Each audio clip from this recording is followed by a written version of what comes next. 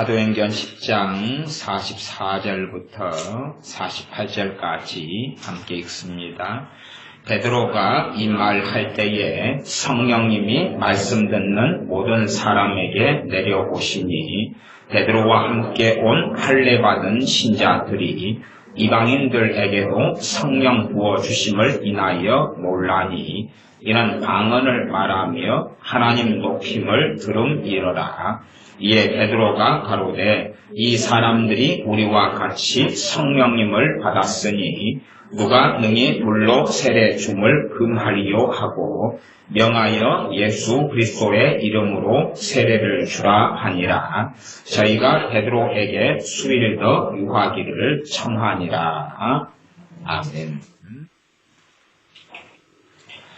하나님께서 천사를 고넬료라는 로마의 백부장에게 보내어서 사도 베드로, 시몬 베드로를 청하여 복음을 듣도록 하시며 하나님께서 베드로 사도를 고넬료 가정으로 보내십니다.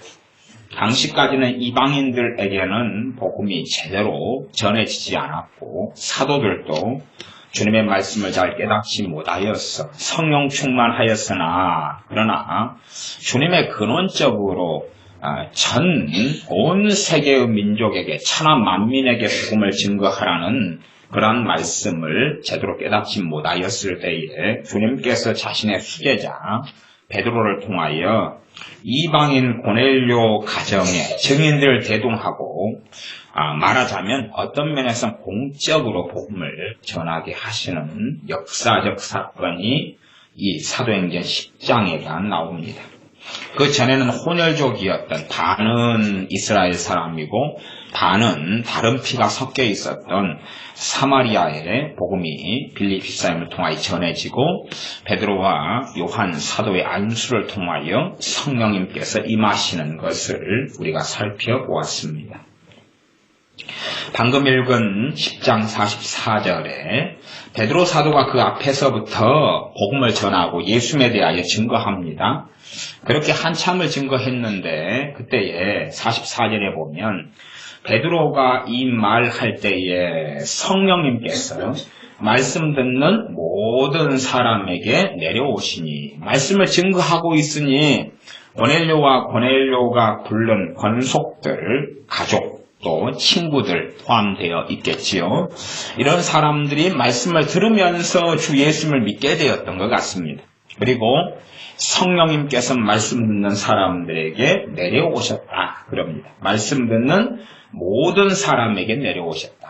모든 사람에게 내려오셨다. 그래서 45절에 보면 베드로와 함께 온 할례받은 신자들이 이방인들에게도 성령 부어주심을 인하여 놀라니.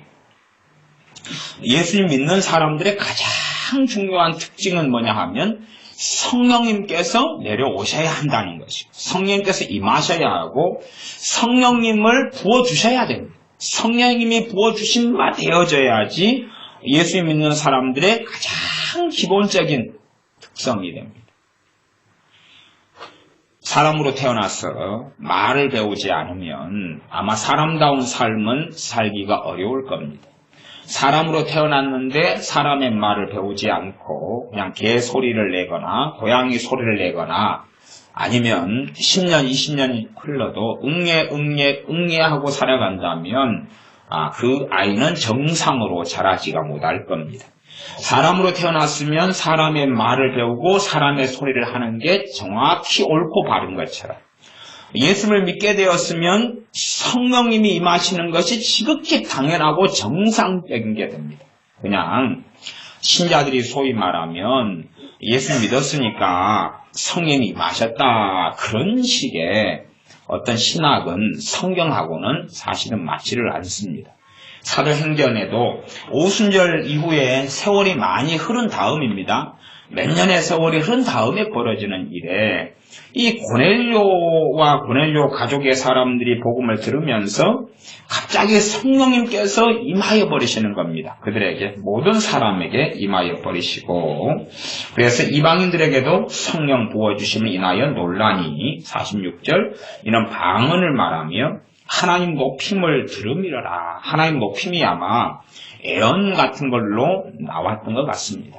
그냥 단지 자기가 하나님을 높이고 찬양하고 싶어서가 아니라 성령께서 임하시는 결과로 애언 같은 양상으로 하나님을 찬양하고 높이고 찬미하는 것이 막 줄줄줄줄 흘러나오는 그런 거였던 것 같습니다. 그래서 47절 이에 베드로가 가로되 이 사람들이 우리와 같이 성령님을 받았으니 누가 능히 물로 세례줌을 그 말이요 하고 예수 그리스도의 이름으로 세례를 주라 하니라. 이 사람들이 우리와 같이 성령님을 받았다. 성령님을 받은 것을 목격한 다음에 신자라고 인정을 한 거예요. 예수 믿는 사람이라고 이방인들을 인정한 것은 성령님이 임하셨네. 그러니 하나님께서 자신의 자녀로 인정하는 사람들에게는 성령 하나님께서 임하시는 건 당연한 것이다 하는 이야기입니다. 그리고 이제 11장으로 넘어가 보겠습니다. 11장의 사건은 베드로 사도가 예루살렘 교회에 가서 이 이방인에게 성령이 임하신 사건에 대하여 다시 증언하는 그런 내용이 나와 있습니다. 15절부터입니다. 얼마 전에 그 사건이 다시 베드로 사도가 직접 다시 예루살렘 교회에 전달하는 내용입니다. 11장 15절부터 제가 읽어보겠습니다.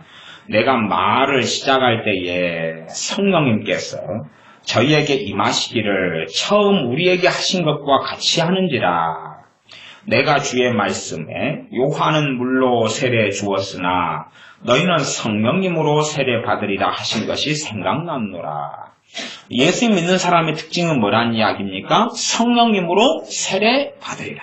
이게 예수 믿는 사람의 가장 기본적인 특징입니다. 세례 요한은 물로 세례 주었는데 우리 주 예수님은 성령님을 통하여 세례 주겠다는 것입니다. 성령님을 통하여 세례 주겠다. 세례란 말이 기본적으로 침례란 말입니다. 침례란 말은 그 사람을 물속에 푹 담근다는 이야기. 물속에 담그는 것, 이것이 세례고 침례입니다. 그래서 요즘에는 약식으로 이제 물을 갖다가 약간 머리에 이렇게 붓거나 끼얹거나 하는 걸로 하지만 본래상은 강 같은 데 가서 아니면 어떤 데는 목욕탕을 빌려가지고 아니면 목욕탕 같이 큰 물통을 마련해서 그 안에 사람을 푹 담갔다가 끄집어냅니다. 그러면 어떤 빈 그릇이 있다 그러면 빈 그릇을 물속에 푹 담그면 이 빈 그릇이 무엇으로 찹니까? 물로 차겠죠. 그것처럼 성령 세례는 성령님 속에 어떤 면에서는 푹 담그는 것이고 그리고 그 성령을 통하여 충만케 되는 사건이 되기도 합니다. 그래서 성령님으로 세례받으리라 그 말은 성령님으로 침례받으리라. 성령님 속에 푹 들어가서 성령 세례와 같은 말은 성령 충만을 같은 말로 씁니다. 신학적으로 약간 구분한다면 가장 먼저 성령님께서 믿는 사람이 임하시는 사건을 그 사람에게는 성령 세례의 사건이다 말하고 그것을 다른 말로 성령 충만이라고도 하고 계속 이어지는 이제 성령 충만을 성령 충만이라 그렇게 이야기합니다. 성령 세례와 성령 충만을 처음에 성령 충만 받은 사건을 성령 세례다 그렇게 설명합니다. 계속 읽어보면 17절 그런즉 하나님께서 우리가 주 예수 그리스도를 믿을 때에 주신 것과 같은 선물을 저희에게도 주셨으니 예수님을 믿을 때에 무슨 선물을 주십니까? 성령님이 가장 중요한 신자들의 선물입니다. 예수님을 믿었으니까 하나님 아버지로부터는 예수님을 믿는 믿음을 가장 큰 선물로 받았어요. 그래서 불신자가 신자가 됩니다. 신자가 받는 가장 큰 선물이 이제 성령 하나님이에요. 성령 하나님이 가장 큰 선물이 됩니다. 성령 충만을 받는 것, 성령이 임하시는 것이 가장 큰 선물이 됩니다. 불신자에게 가장 큰 선물은 예수님을 믿게 되는 것이고 신자에게 가장 큰 선물은 성령님께서 임하시는 것입니다. 그러니 신자들이 성령님이 임하시지 않았다 그러면 사람인데 옷도 없고 먹을 것도 없고 잠잘 것도 없고 그리고 말도 못 배우고 그렇게 비참하게 살아가는 사람일 수밖에 없다 하는 사실입니다. 그래서 우리 주 예수 그리스도를 믿을 때에 주신 것과 같은 선물을 저희에게도 주셨으니 내가 누구간데 하나님을 능히 맡겠느냐 하더라. 18절 저희가 이 말을 듣고 잠잠하여 하나님께 영광을 돌려 가로되 그러면 하나님께서 이방인에게도 생명 얻는 회개를 주셨도다 하니라. 그렇기 때문에 성령님께서 믿는 신자들에게 임하시는데 이 성령님께서 임하시는 성령 충만을 모든 신자들은 받아야 됩니다. 일단은 이제 사도행전 19장으로 가보겠습니다. 사도행전 19장에는 에베소 교회가 나옵니다. 사도행전 19장 1절부터 제가 읽어보겠습니다. 1절 2절입니다. 아볼로가 고린도에 있을 때에 바울이 윗지방으로 다녀 에베소에 와서 어떤 제자들을 만나 이 제자들은 세례 요한의 제자들이고 세례 요한은 예수님을 증거하러 왔기 때문에 예수님에 대하여 듣고 믿은 사람들입니다. 이 사람들이 핍박을 피하여 아마 에베소에 정착했던 것 같습니다. 가로되 너희가 믿을 때에 성령님을 받았느냐? 누구를 믿을 때예요? 세례 요한을 믿을 때입니까? 예수님을 믿을 때입니까? 예수님을 믿을 때죠. 예수님을 믿을 때 성령님을 받았느냐라고 묻습니다. 그러니 성령님이 임하시는가 그렇지 않는가는 뚜렷하게 알 수 있다는 이야기입니까? 모른다는 이야기입니까? 알 수 있다는 이야기예요. 뚜렷하게 알 수 있다는 이야기예요. 왜냐하면 성령님이 임하시는 전과 후는 달라집니다. 전과 후가 같을 수가 없죠. 같을 수가 없어요. 전과 후가 같을 수 없습니다. 밀가루 반죽을 해가지고 밀가루 반죽을 숟가락으로 그냥 반죽된 걸 떠먹어요. 이거하고 밀가루 반죽으로 만두를 찌거나 빵을 하거나 부침개를 해가지고 먹는 것이 같습니까? 다릅니까?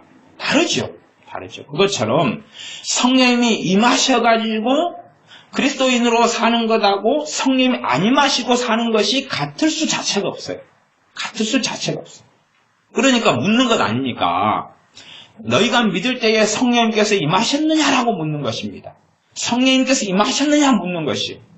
그러니까 이들이 대답합니다. 뭐라고 대답하냐 그러면 가로되 아니라 우리는 성령님이 계심도 듣지 못하였노라. 성령님이 있음도 듣지 못하였노라. 못 들었다. 그까지는 듣지 못했다. 그러면서 이제 다시금 예수님에 대한 복음을 전합니다. 그리고 복음을 전하고 5절에 보면 저희가 듣고 주 예수님의 이름으로 세례를 받으니 이제 세례 받았다는 이야기는 세례 요한의 설교와 예수님에 대해 듣고 당연히 믿었지요. 믿었지만 더 확실하게 다시금 복음을 전하고 그 다음에 예수님의 이름으로 다시 세례를 줬습니다. 세례를 줬다는 이야기는 신자가 됐다는 이야기입니까? 안 됐다는 이야기입니까? 됐다는 이야기. 공적으로 예수님을 믿는 사람이 됐다 그 말입니다. 그러나 성령이 임하십니까? 안 임하십니까? 아직은 안 임하였습니다.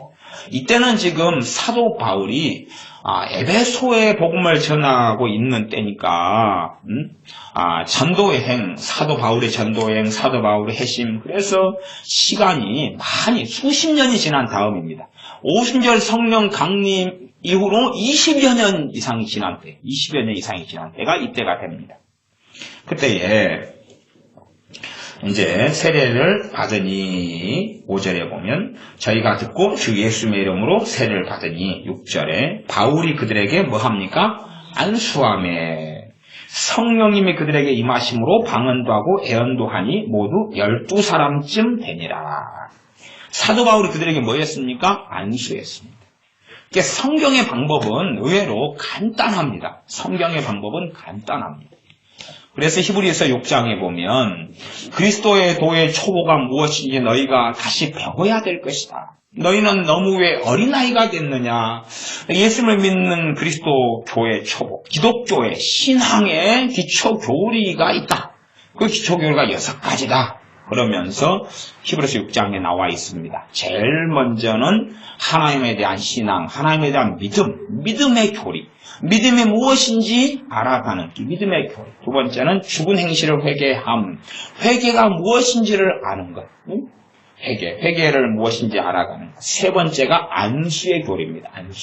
안수가 도대체 이 손을 얻는 것이 아무것도 아닌 이것인데 도대체 이것을 통하여 하나님은 어떻게 일하시느냐 하는 것입니다. 이 아무것도 아닌데 그런데 이 손을 통해서 안수를 할 때 이제 주님께서 뭐라고 말씀하셨냐 그러면 내 이름으로 그렇게 하라 그랬어요. 예수님의 이름으로 안수를 하는데 사람의 손에는 대단한 능력이 없습니다. 기껏해야 능력이라는 것은 이런 물건을 잡고 쥐고 흔들고 어떤 기술이 있어가지고 이것을 볼트로 조이고 어쩌고 하는 것 말고는 다른 어떤 영적인 권능 같은 것은 이 손에는 없습니다. 이 손에는 없어요.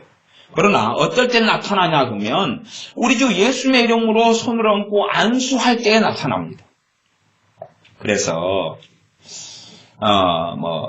교단 중에서 통합교단 같은 걸 이야기하는 것은 좀 별로 기분이 좋은 건 아닙니다만은, 예를 들어 통합교단 같은 경우는, 다 그렇진 않습니다만은, 꽤 많은 그런 것이 있어 왔습니다.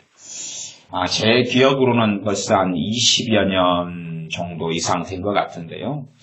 그쪽에 있는 많은 사람들이, 많은 주의 종들이 안수교리를 무진장 공격을 해왔습니다. 안수교를 공격해와가지고, 아예 심지어는 안수를 하는 사람을 그냥 이상한 신앙을 가진 목회자로 매도를 참 많이 해서, 통합치기 어지간한 목회자들은 안수를 안 합니다. 괜히 안수해가지고 그냥 말이 나오고 구설수에 올라가면 난리가 나기 때문에 안수를 안 하는 경향을 가집니다. 그래서 통합 측에서 유명한 신유사역, 병 고치는 사역을 하는 목사님을 아는데요. 그분 같은 경우는 대놓고 부흥집회를 하실 때 이야기를 합니다. 나는 안수 안 한다. 괜히 안수해가지고 막 별일이 벌어져 버리면 내가 너무 공격을 많이 받기 때문에 나는 반대하고 나는 안수는 안 할 거다. 그렇게 공적으로 이야기하시는 경우도 제가 직접 듣기도 했습니다. 그렇게 이 신앙이 망가지고 병들어가 버리면 자신의 신앙과 믿음 속에서 이 안수라는 가장 기본적인 예수님의 이름으로 행하는 그것을 샤머리즘과 주술로 만들어버리고 순종해서 빼버리면서 그러면서 잘못된 길로 걸어가 버리고 합니다. 병고침에 대하여 치유에 대하여 지난번에 2시간을 말씀을 전했습니다.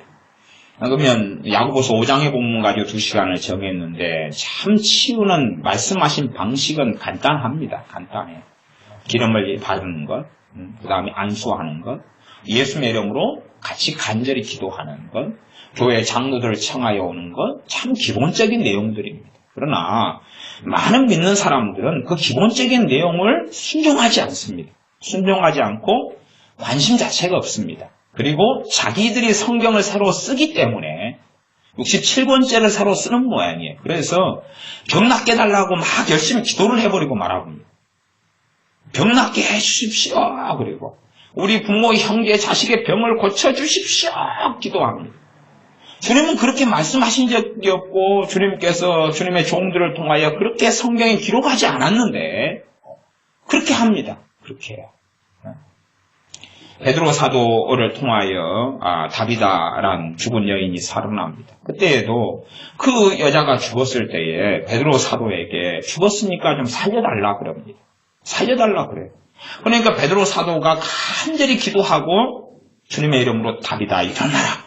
그리고 살려냅니다. 고르가라 하는 다비다지요. 그 여자를 살려내요. 주 예수님의 이름으로.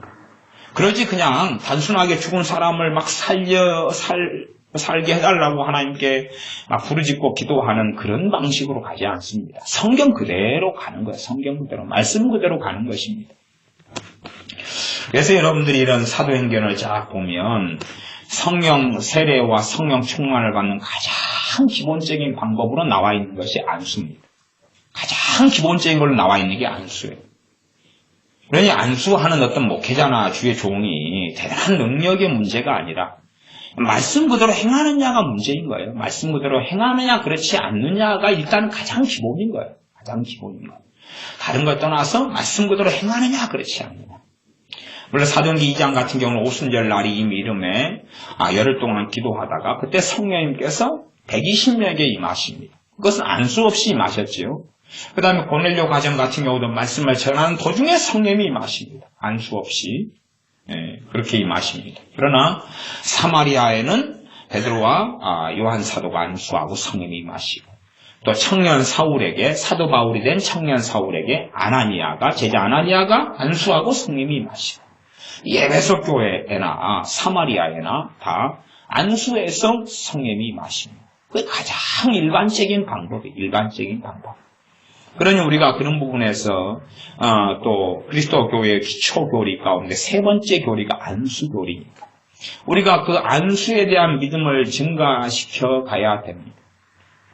물론 우리가 오전에 성경 충만에 대한 말씀과 성경 본문의 안수에 대해서 나와 있으니 안수에 대한 말씀을 같이 나누고 그 다음에 이제 주일 낮 설교가 끝나고 제가 성령 충만이 임하도록 또 짧게 한 사람당 한 5초 정도를 가지고 5초 10초를 가지고 안수 기도를 해드렸습니다.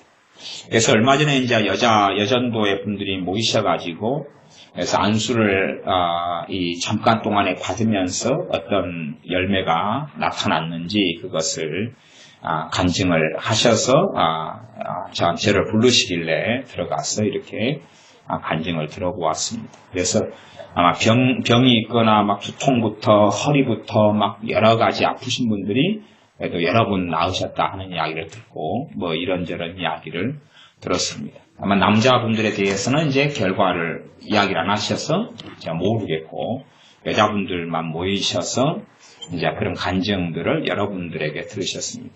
그러니까 결국은 안수하는 제 손에가 무슨 능력이 있겠어요? 능력은 없는 것입니다. 이 손에 능력이 없어요. 능력이 있으면 안수하라는 말씀에 순종하는 것 하나. 그 다음에 가장 근원적으로 우리 주 예수님의 이름으로 그렇게 행하는 것.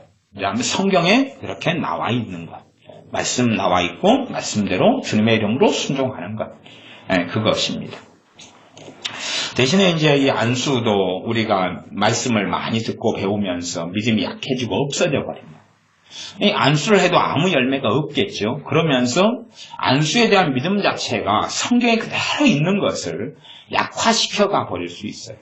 그러니까 교회가 잘못 가는 교회, 잘못 방식 가는 교회의 양상은 교회에서 안수가 없어져 버립니다.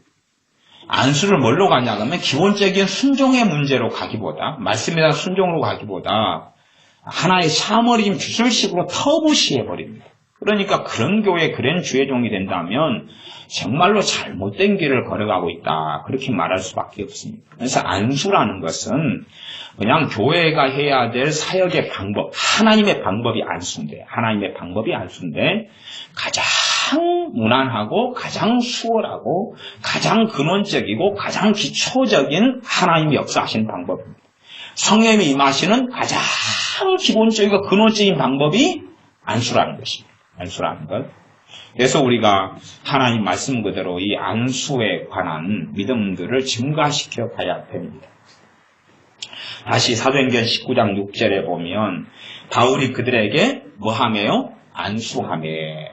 이 12명의 사람들은 대단히 뜨겁게 기도한 것도 아니고 작정 기도를 며칠을 했다는 것도 아니고 회개 기도를 막 했다는 게 아니고 그냥 복음을 전하고 다시금 세례를 예수님의 이름으로 준 것뿐이에요. 그리고 12명의 차이점은 뭐냐 그러면 안수를 했다는 것이에요. 안수를 했다는 것 하나입니다. 안수를 했을 때에 성령님이 그들에게 임하심으로 방언도 하고 애언도 하니. 그러니까 안수는 누구 이름으로 하는 것입니까? 주 예수님의 이름으로 하는 것입니다. 우리 주 예수님의 이름으로 할 때에 예수님의 이름에 영광이 나타나는 것입니다. 우리 주님께서 살아계심이 드러나는 겁니다. 안수를 통하여 성령님이 임하심으로 그렇습니다. 안수를 통해 성령님이 임하시고 은사로 역사하시고 몸이 치유되기도 하고 귀신의 역사가 떠나기도 합니다. 사도행전 28장으로 쭉 건너가겠습니다. 사도행전 28장을 제가 읽어보겠습니다. 사도행전 28장 7절부터 읽어보겠습니다. 7절부터 제가 읽어보겠습니다. 메리데 섬에서 벌어진 일입니다. 이 섬의 제일 높은 사람 보블리오라 하는 이가 그 근처에 토지가 있는지라 그가 우리를 영접하여 사흘이나 친절히 유숙하게 하더니 보블리오의 부친이 열병과 이질에 걸려 누웠거늘 바울이 들어가서 기도하고 그에게 안수하여 낫게 하매. 두 가지가 좀 다르게 나오죠. 이게 바울이 기도했다는 이야기는 누구에게 기도했습니까? 당연히 하나님께 기도했죠. 하나님께 기도를 얼마간 했는지는 모릅니다. 그런데 얼마간 하나님 앞에서 기도한 다음에 그 다음에 이제 안수를 하지요. 그에게 기도한 다음에 그 다음에 안수하여 낫게 했다. 그럽니다. 이러므로 섬 가운데 다른 병든 사람들이 와서 고침을 받고, 그러니까 이 사람들은 지금 보블리의 부친이나 섬 가운데 다른 사람들이나 이 사람들은 예수님을 주로 믿는 사람이 안 믿는 사람이에요? 안 믿는 사람들입니다. 안 믿는 사람들인데 안수를 해가지고 고침을 받습니다. 고침을 받아. 후한 예로 우리를 대접하고 떠날 때에 우리 쓸 것을 배에 올리더라. 그래서 이 안수를 통하여 병이 고쳐지고, 안수를 통하여 마귀역사가 떠나가고, 안수를 통하여 가장 근원적으로 믿는 자가 받을 최상의 선물인 성령님께서 임하십니다. 그래서 안수에 대한 믿음이 증가돼 가면, 그러면 안수는 좀 더 많아질 거고, 거꾸로 안수에 대한 믿음이 없어지고 약화되면 안수에도 열매가 없으니까, 그러니까 기대감도 없고 믿음도 없고 열매도 없으니까, 그래서 안수를 해갈수록 마이너스가 될 수도 있습니다. 마이너스 될 수 있어요. 안수를 해가면서 말씀대로 믿어서 행하는 것보다는 하나의 우리 자신이 안수를 심지어는 주술로 만들어버릴 수도 있어요. 말씀대로 순종하고 말씀대로 행하는 속에 들어가는 게 아니라 한번 안수를 해보시오. 무슨 일이 있는가 보게. 그런 요행수로 나갈 수도 있고, 그래 되면 안수를 해도 이제 열매가 점점점 없어져 버리면 안수를 정말로 해야 될 때에도 그 믿음이 없어서 열매를 맺지 못합니다. 그래서 제가 오전에 안수를 한 다음에 이런 열매가 있는 분들은 간증을 좀 해주십사. 그렇게 하면 그 다음에 이제 안수를 하게 될 때는, 간증할 때 되면, 그래서 간증이 있고, 그러면 안수 다음에는 열매가 우리의 믿음이 증가되면서, 2배 정도는 안수의 열매가 있을 것입니다. 그 이야기를 제가 해서, 여전도의 분들이 모이셔서, 이제, 간증을 하시면서 저를 부르셔서 제가, 그 간증들을 들어봤습니다.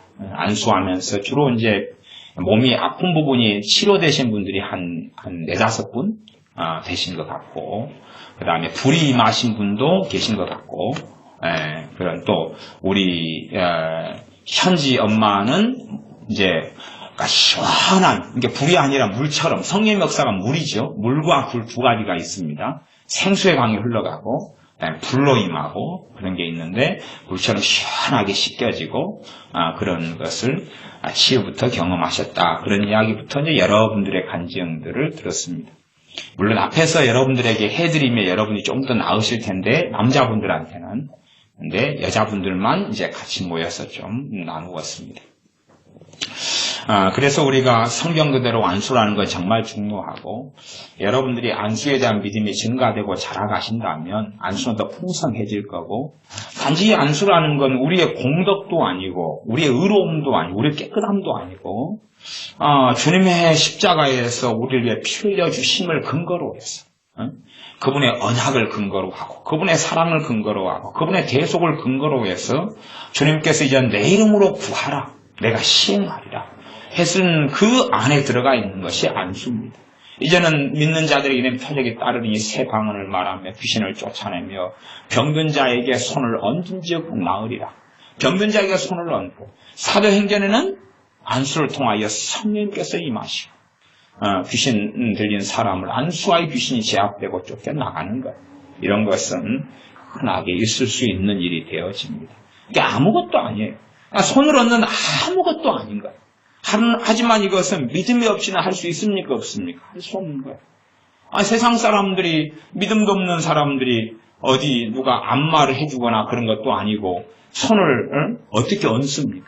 누군가의 몸에, 누군가의 머리에 손을 얹어서 뭘 하겠습니까? 단지 쓰다듬을 때 머리를 쓰다듬는, 자기 자식이 이뻐서 쓰다듬는 것, 이런 건 있을 줄 몰라도 진정한 안수를 하는 것은 믿음 가운데 행하는 것 외에는 없는 것입니다. 그러므로 우리가 정말로 간단하고 아무것도 아닌 이런 안수에는 우리가 순종해야 되고, 그 다음에 우리가 믿음을 가져야 됩니다. 이건 사람이 절대 행하는 문제가 아닙니다. 사람은 단지 순종할 뿐이고, 그리고 주님께서 사람의 손을 통해서 그분의 자비를 행하시고 은혜를 행하시는 것입니다.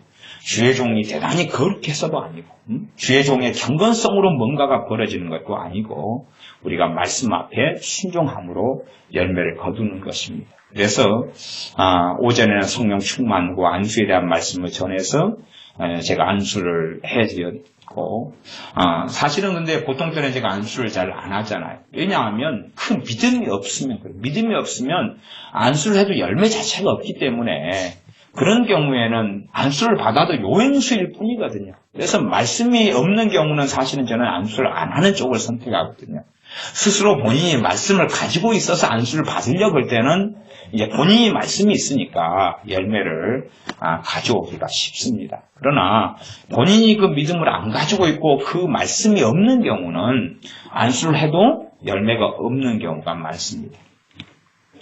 그러니 우리가 이제 또 말씀을 끝난 다음에 같이 기도하고 그 다음에 기도가 좀 끝난 다음에 다시 또 안수를 오늘 오후에도 같이 그렇게 하도록 하겠습니다. 그러니 우리가 참 부모들은 그래도 최소한 내 자식에게 안수할 수 있어요. 근데 자식이 말씀이 없는 경우는 뭐가 없어요? 효력이 없어요. 그래서 안수 열매가 없는데 안수를 계속 하게 될 때는 그 자식은 믿음이 증가되겠어요? 믿음이 떨어져 버리겠어요? 떨어져 버리죠. 그러니까 부모가 자식한테 행하는 안수라는 것은 일반적으로는 샤머니지만 주술로 가고 의미 자체가 없습니다. 의미 자체가 없어요. 왜? 자식이 믿음이 없습니까? 어른인 우리 부모인 우리도 그 말씀을 그대로 가지고 믿음을 갖기가 어려운데 자식한테 안수를 한다고 무슨 요행수가 벌어지겠냐 그 말입니다. 자식한테는 우리가 다 부모의 권위로서 안수할 수 있어요. 안수할 수 있어요. 그러나 그 말씀을 먼저 가르치고 또 말씀을 부모님도 믿고 그런 가운데 말씀을 찾아가지고 읽어가는 가운데 병들거나 마귀에게 좀 눌려있거나 때로는 성령의 충만이 필요할 때 부모는 안수할 수 있습니다. 무엇을 전제로 했어요? 말씀을 읽고 말씀을 가르치고 말씀을 전하고 그러면서 부모님이 믿고 그러면서 그 외에 이제 교회적으로는 안수는 주로 주의 종된 이들이 하고 때로는 이제 집사님들이 하실 수 있으나 주의 종의 영적 권위 속에서 허락 속에서 행할 때에 깨끗하고 교회 질서가 유지가 되는 면이 있습니다. 구역장 되시는 분들이야 이제 또 안수를 좀 어느 정도까지는 하실 수 있겠죠. 근데 그것도 이 머리에까지 손을 얹는 부분은 신학적으로는 사실은 문제가 되는 부분이 좀 생깁니다. 성경적으로가 아니라 신학적으로 그렇게 이야기하는 거죠. 교산, 교파, 신학적으로. 그래서 그런 부분에서 지혜롭게 해야 되는 부분도 생깁니다. 그러나 이 은사를 받은 사람, 병 고치는 은사나 치유 쪽이나 이런 은사를 가진 사람들이 병든 부분에 손을 얹는 것은 아무 문제가 아니고 그래서 일반적으로 안수는 축사나 치유는 병든 부분에 손을 얹는 부분은 큰 문제는 없습니다. 큰 문제는 없어요. 대신에 이제 이 성경에서 성령이 임하도록 하는 안수의 부분은 사실은 좀 더 주의가 필요하고 좀 더 조심이 필요합니다. 그러나 우리 교회가 좀 더 안수가 풍성히 많아졌으면 좋겠습니다. 안수가 좀 더 많아지고 열매도 많이 거두고 안수를 하면서 회개가 터지고 안수를 하면서 성령 충만을 받고 그러면 이 교회가 여러분이 사도행전을 가만히 보시면 사도행전 2장에서야 열흘을 기도하면서 마침내 하나님의 정한 타임표가 열흘을 기도했기 때문에 성령 충만이 온 건 아니고 오순절 성령 강림이 있었던 건 아니고 오순절에 성령 강림하시도록 이미 예정돼 있었어요. 대신에 열흘을 깊이 기도해서 성령 충만이 각자에게 아주 강력하게 임하게 되었던 것은 있겠죠. 그러지만 기도를 꼭 절대적으로 기도를 많이 해야지 성령 충만을 받고 성령 세례를 받는다는 건 아니다 그 말입니다. 오히려 사도행전은 성령이 임하시는 것은 일상적으로 그냥 안수를 통해서 임해 왔다는 것이 가장 일반적인 사도행전의 믿는 자에게 성령이 임하시는 사건이 되었습니다. 그렇기 때문에 우리도 그런 안수를 통하여 성령이 임하시는 것을 경험하고 그래서 성령 충만은 다른 어떤 거하고는 굉장한 차별성이 있습니다. 어떤 차별성이 있냐 그러면 단지 그냥 평안이 좀 왔다는 걸 떠나서 성령 충만은 파워가 있어요. 파워. 사람에 따라 차이가 있지만 파워가 있고 힘이 있고 능력이 있습니다. 그래서 제 경험상 또 다른 분들 많은 분들의 성령 충만을 받으신 분들의 살펴볼 때는 주로 한 몇 주에서 성령 충만을 가장 빨리 까먹는 분들이 몇 주에서 몇 달까지더라고 말이에요. 몇 주에서 몇 달 정도 성령 충만을 가지는 분들이 빨리 까먹는 분들이 그러니까 성령 충만이 한 번 오면 이건 파워가 있고 힘이 있어가지고 그 사람이 오늘 막 심하게 부부싸움을 했다. 그러면 성령 충만이 없는 것처럼 느껴지고 사라진 것처럼 느껴져도 다음날 또 자고 일어나면 다시 회복돼 있어요. 그래서 그렇게 하면서 주로 몇 달 정도는 갑니다. 근데 사실은 성령 충만은 죽을 때까지 가져가야 되는 거죠. 죽을 때까지 가져가야 되는 것이고, 아니면 한 몇 년은 유지하고, 약해져 가면 이제 기도도 점점 식어가겠죠.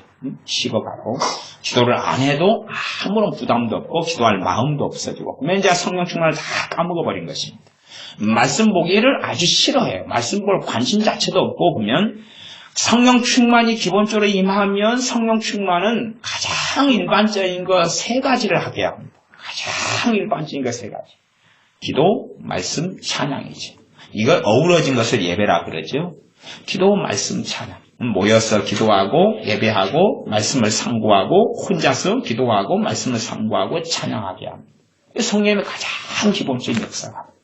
그러면 찬양이 점점 내게서 없어진다 그러면 성령 충만이 점점 없어져 가지고 이제 성령 충만함이 없어져 버렸다. 그러면 찬양하기가 싫어져 버립니다. 찬양할 마음도 없고 찬양에 대한 아무런 관심이 없습니다. 그런데 성령 충만이 있고 성령 역사가 있으면 찬양을 즐겨하게 됩니다. 찬양을 즐겨하게 되고 그런 가운데 찬양의 능력을 체험하고 찬양을 통하여 하나님 역사하시는 걸 체험할 수가 있습니다. 그 다음에 기도를 자꾸 할 마음을 주십니다. 성령 충만이 아주 강하면 기도의 은사를 안 받는다 그래도 기도를 수월하게 몇 시간도 이렇게 성령 충만이 강하면 하게 됩니다. 하게 되고 수월하게 하게 돼요. 그러나 성령 충만이 없는 경우는 기도가 상대적으로 굉장히 어렵고 굉장히 힘들고 굉장히 힘겹게 됩니다. 누가 기도에 대한 신학책, 신앙서적을 한 1000권을 봤다고 가정해 보십시오. 그래가지고 기도를 가지고 박사학위까지 받아버렸어요. 그러면 기도를 너무 잘할 것 아닙니까? 그건 안 그렇습니다. 기도를 가지고 박사학위를 받고 신앙서적, 신학책 1000권을 읽어도 이 성령 충만이 없으면 그 사람은 기도할 수가 없습니다. 기도가 안 되고 기도에도 샤머니즘이나 주술이나 정욕적인 기도일 뿐이고 바른 기도 자체를 할 수가 없어요. 기도 생활을 내가 50년을 했다 그런다 해서 기도의 베테랑이 되지를 않습니다.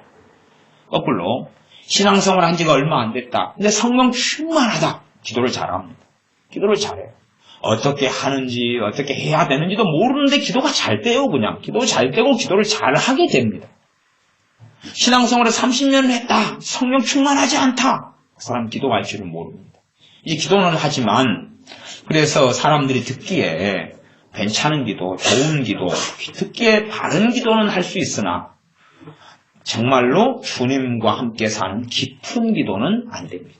성령 충만을 잃어버리면 사람 보기에 대표기도 같은 듣기에 좋은 화려한 기도는 할 수 있습니다. 그러나 정말로 깊은 기도 자체가 되질 않아요. 그래서 내가 기도의 은사를 제외하고는 그 사람이 깊은 기도를 얼마나 할 수 있느냐가 성령 충만하냐 그렇지 않느냐를 살펴볼 수 있는 열매 중에 하나입니다. 깊은 기도를 얼마나 할 수 있느냐 없느냐. 그 다음에 하나님 말씀을 얼마나 사랑하느냐. 성령의 역사하시면 말씀을 사랑하게 하여. 하나님 말씀을 안 사랑하는 경우는 성령 충만하지 않기 때문에 그렇습니다.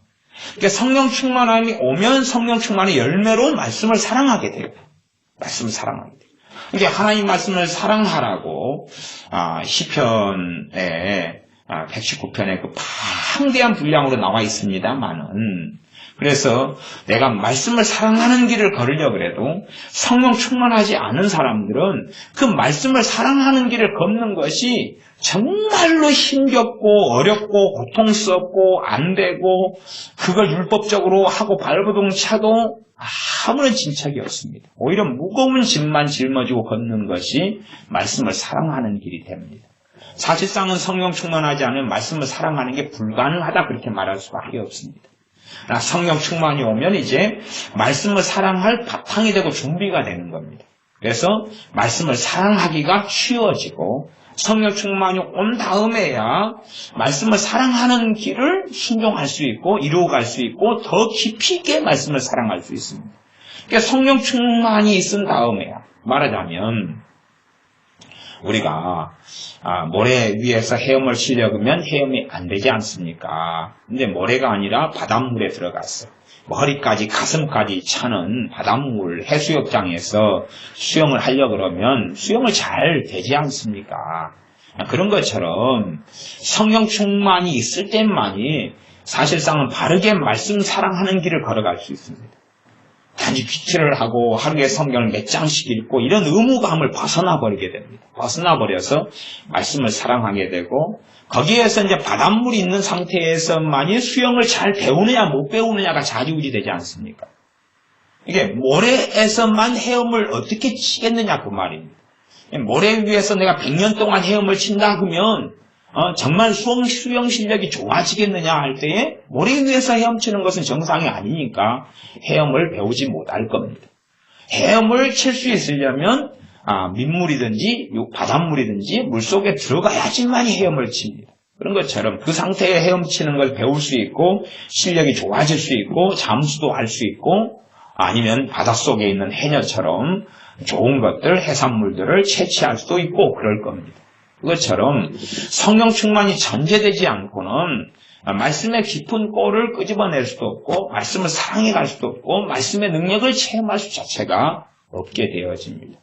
실제로 깊은 기도도 성령 충만이 없이는 깊은 기도 가운데 주님과 깊은 만남 가운데 들기가 어렵습니다. 진정한 겸비함으로 성령 충만하지 않을 때에 진정한 겸손함과 겸비함으로 주님께 나아갈 때 은혜를 베풀어 주십니다. 그러함에도 불구하고 성령 충만하지 않은 상태에서 정말로 주님 의지하고 겸비함으로 겸손함으로 회개함으로 나아간다는 것은 참 어려운 일이 됩니다. 이게 참된 회개도 성령 충만한 사람들의 것입니다. 참된 회개도. 예외는 있지만 성령 충만한 사람들만이 참으로 회개할 수 있고 참으로 복음적인 회개의 열매를 누릴 수 있습니다. 그러니 말씀을 아무리 많이 증거해도 성령 충만한 속에 살지 않는 사람들은 이 하나님 말씀이 마음에 들어가기보다는 머릿속에 지식 속에 들어가고 말고 말씀의 열매를 거두거나 잘 이해하거나 깨닫지 못하는 문제들 속에 들어가고 맙니다. 성령 충만할 때에 우리 안에 깊은 쉼과 안식이 찾아옵니다. 성령 충만이 임할 때에 우리 마음이 지켜지는 게 가능합니다. 무릇 지킬 만한 것도 너희 마음을 지키라. 생명의 근원이 이에서 남이니라. 성령 충만은 성령께서 내 마음을 가득 채우고 차지하시는 거기 때문에 내가 성령 역사를 소멸하고 소멸한다 해도 성령 충만 받을 때는 그 양이나 분량이 상대적으로 차이는 있겠지만 적지 자체가 않습니다. 그렇기 때문에 내가 까먹어도 쉽고 빨리 까먹을 수가 없어요. 양이 많으니까. 돈이 큰 돈 같으면은 아이들이 이번에 구정 때 용돈을 좀 많이 받은 아이들은 많이 받았을 겁니다. 그러면은 그 용돈을 갖다가 뭐 허펑덕펑 쓰는 애도 있겠지만 한 10만 원 받았다 그러면은 보통 때 일주일에 5,000원씩 받고 아니면은 한 달에 한 10,000원 받아가지고 사는 애가 용돈을 이번에 구정 때 10만 원을 받았다. 그러면 10만 원을 내가 다 쓸 수 있다. 그렇다면 길게 쓸 것 아닙니까? 잘 관리한다면 길게 쓸 수 있겠지요. 그래도 한 2-3달, 3-4달 쓰고 살 수 있지 않겠습니까? 그것처럼 성령 충만은 약하거나 보잘것없는 것 자체가 아닙니다.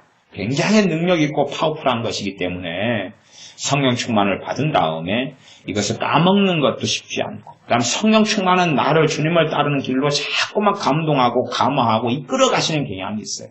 그걸 계속 거부하고 안 따라가고 성령 충만의 열매로서 평안만 그냥 맛보고 누리고 내가 살던 방식으로 살면 이제 한 2-3주, 3-4주 되면 없어져 버립니다. 없어져 버리고 그러지만 그렇지 않고 성령 인도하심 따라 살아가면 완벽한 삶이야. 어떻게 처음부터 다 가능합니까? 또 믿음이 아무리 장성한 분량이 이르렀다 해도 완벽한 삶이라는 것은 때로는 거리가 아주 멀 수도 있습니다. 믿음의 장성한 분량이 이르렀다는 것은 머나먼 여정을 걸어가야 됩니다. 그러하니 성령 충만 속에서 엎치락 뒤치락 하고 하지만 그러나 훨씬 더 수월하고 가볍게 믿음의 여정, 믿음 성장 여정을 걸어가게 됩니다.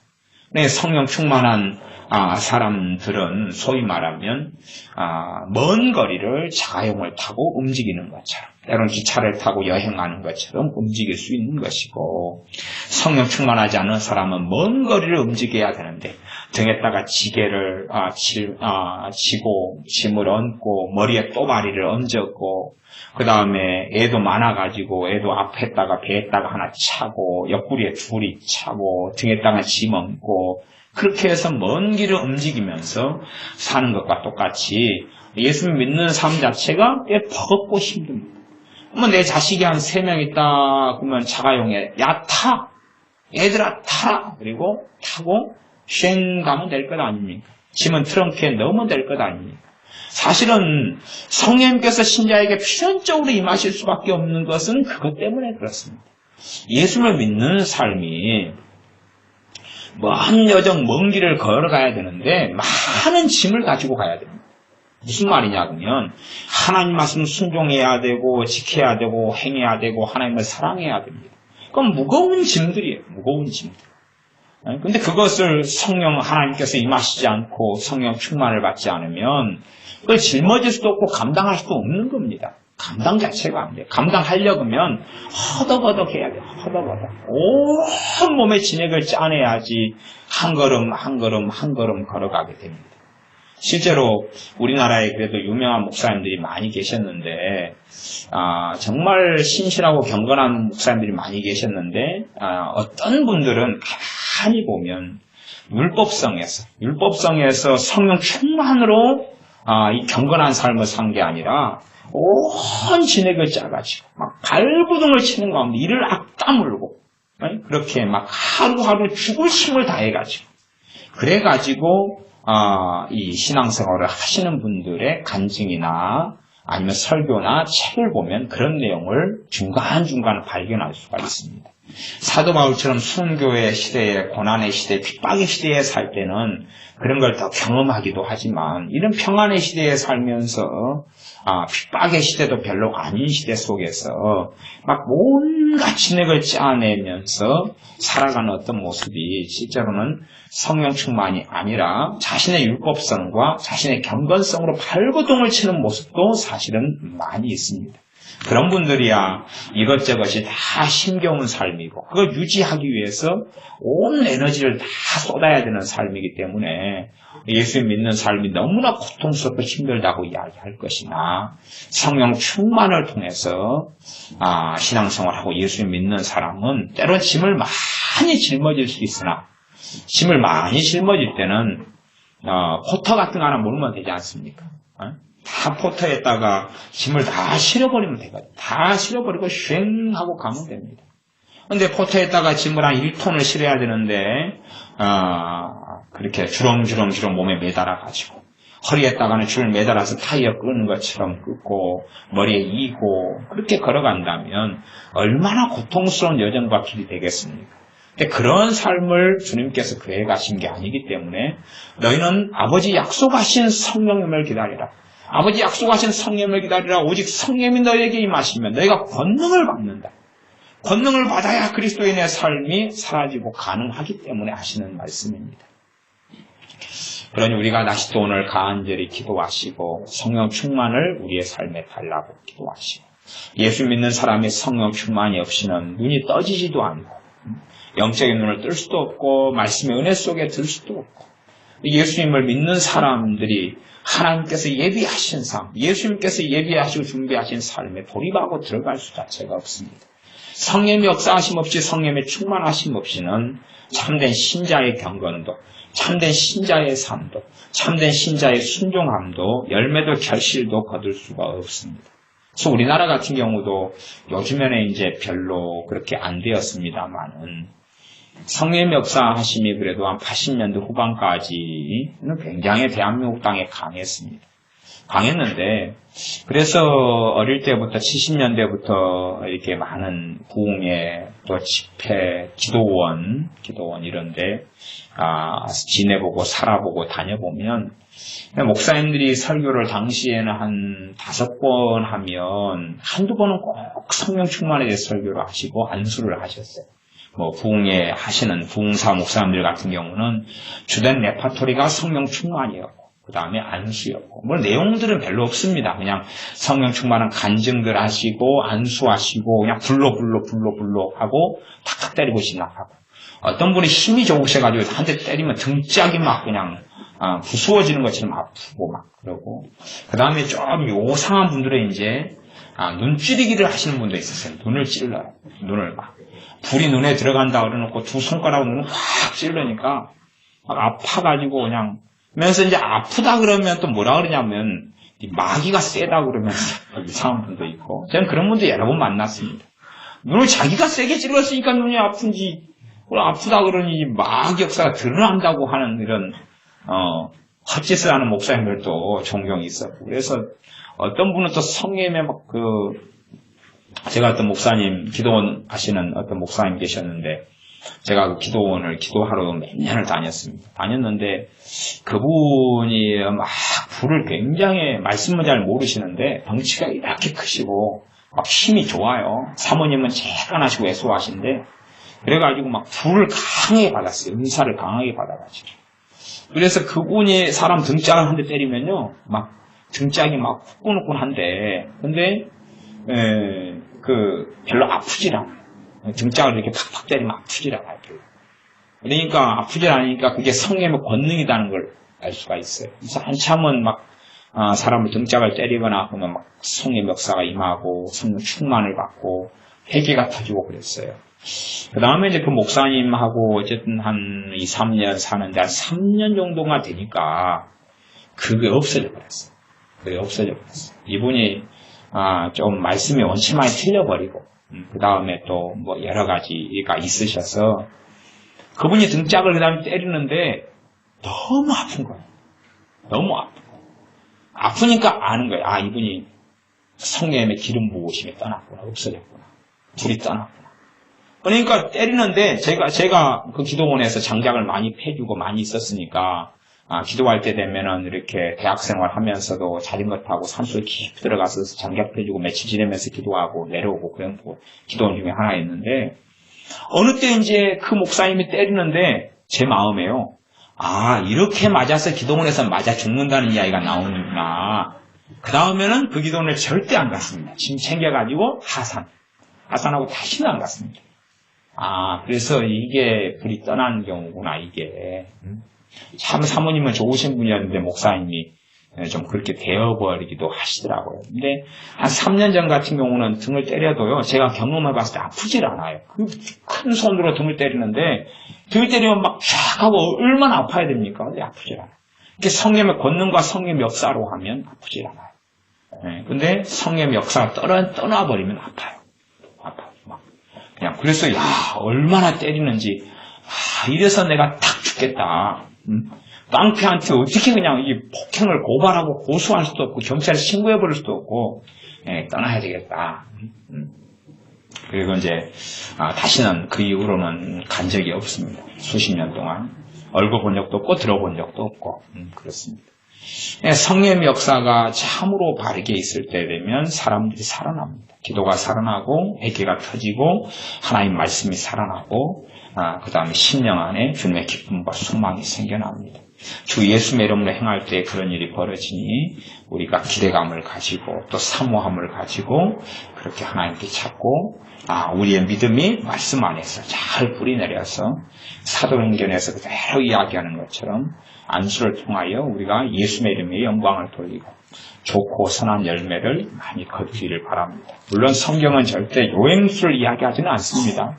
요행수를 이야기하지 않으니까 창세기부터 요한계시록까지 안수 그리고 끝 그렇게는 성경이 안 돼 있습니다. 그렇죠? 그렇게는 안 돼 있습니다. 그러니 우리가 해야 될 당연한 어떤 책임이나 어떤 것까지도 안수만 받아버리면 된다는 어떤 샤머니즘과 이상한 세계로 흘러가면 안 됩니다. 그러나 정확하게 말씀의 테두리와 울타리 속에서 하나님께서는 그분 예수님의 이름으로 안수를 통하여 성령이 임해 오셨고 안수를 통하여 병이 고쳐졌고 안수를 통하여 좋은 선물들을 주셔오셨기 때문에, 그리고 그걸 통하여 병이 치유되어 귀신이 쫓겨나가고 성령이 임하시면서 주님께서 영광을 받으시기 때문에 우리가 순수한 믿음으로 하나님께 앞에서 안수의 열매를 거두고, 그리고 우리 신앙생활에 유익과 도움을 많이 얻으시기를 바랍니다. 기도하겠습니다. 성령 충만과 안수에 대한 말씀을 함께 살펴보고 상고해 보았습니다. 우리가 말씀에 순종하여서 어떤 안수를 통하여 우리의 책임을 하나님께 전가해 버림도 아니고, 안수를 통하여 우리가 할 도리를 안 하겠다는 것이 아니라 주께서 말씀하시며 주께서 임하시는 대로 우리 주 예수의 이름으로 안수하며 행할 때에 열매를 주시오매 우리가 믿음으로 안수받고 믿음으로 안수하고, 그러면서 주님께서 값을 지불하신 좋고 좋은 선물인 성령 충만을, 성령 하나님의 임하심을 누리게 하시며 치유와 원수 마귀 역사가 떠나가는 하나님의 아름답게 주시는 좋은 선물들과 열매들을 거두며 살게 하여 주시옵소서. 우리의 힘과 능력으로 되지 않을 때에 우리 주 예수의 이름으로 안수하며 그것을 통하여 하나님의 영광이 나타나게 하여 주시옵소서. 안수가 교회 안에 풍성해지게 하시고, 또한 그를 통하여 사람이 드러나지 아니하고 주 예수의 영광만 드러나게 하시며 주님의 살아계심이 더 피부로 와닿게 누려지게 하시며, 그리하여 우리 주 예수님을 뜨겁게 사랑하는 성령 충만한 그리스도인들이 우리가 되게 하여 주시옵소서. 예수님의 이름으로 기도하옵나이다. 아멘. 같이 하나님께 말씀 붙잡고 기도하겠습니다.